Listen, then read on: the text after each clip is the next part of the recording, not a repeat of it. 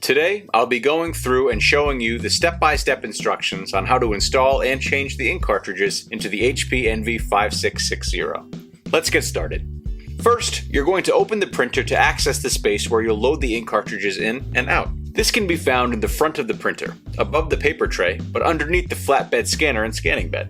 If you are installing the ink cartridges on a brand new printer, be sure to remove the placeholder plastic tabs before you try to install the ink cartridges. If you are replacing empty ink cartridges, be sure to remove the old cartridges before starting.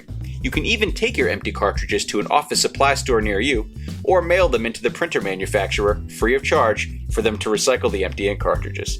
Now that we're where we need to be, we're going to take the ink out of the packaging.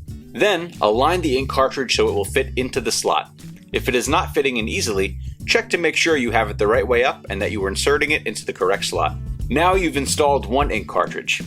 Now you'll need to install the other colors, the same way you just installed the last one. If turned on, the printer should automatically start recognizing the cartridges being in place and process them to begin the printing process. All done! Now you're ready to print.